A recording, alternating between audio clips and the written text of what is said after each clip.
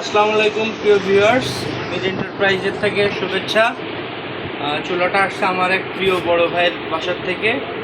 এটা শরীফের চুলা, এই যে শরীফের চুলা, গ্লাসের চুলা।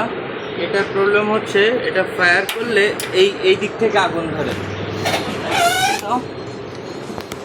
এই দিক থেকে আগুন ধরে। আগুনটা ভিতর থেকে ঠিক মতো হয় না, ভিতর থেকে আগুন ধরে। সবসময় ধরে না, যখন ধরে তখন এই ভিতর থেকে আগুন ধরে। আর এটাতে লাল আগুন আছে,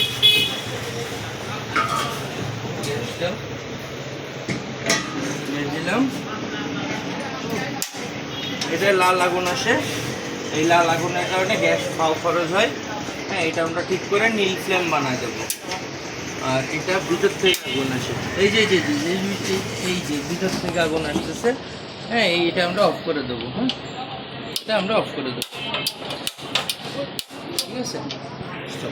যে এটার থেকে ভিতরে ফায়ার হচ্ছে আর এটা থেকে লাল আগুন উঁচুতে আসতেছে। এখন দেখেন ভিতর থেকে ফায়ার আসছে কিনা, ফায়ার অটো অফ হয়ে গেছে কিনা।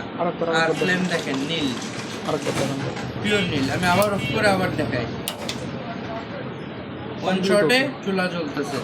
আর এটা ছিল উপরে লাল আগুন আসতেছিল অনেক উঁচুতে, দেখেন পুরোপুরি নীল ফ্লেম, অ্যাকুরেট ফ্লেম। হ্যাঁ, ঠিক আছে, চুলা কমপ্লিটলি ওকে। এখন আমি সেট আপ করবো। ভিউয়ার্স, আমরা তখন যে চুলাটা দেখতেছিলাম সেই চুলাটা এখন দেখেন ফিনিশিং কমপ্লিট, নীল ফ্লেম।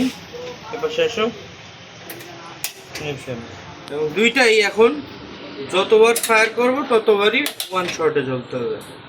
দুইটাই যতবার ফায়ার করবো না, দুইটাই যতবার ফায়ার করবো ততবারই ওয়ান শটে জ্বলতে হবে।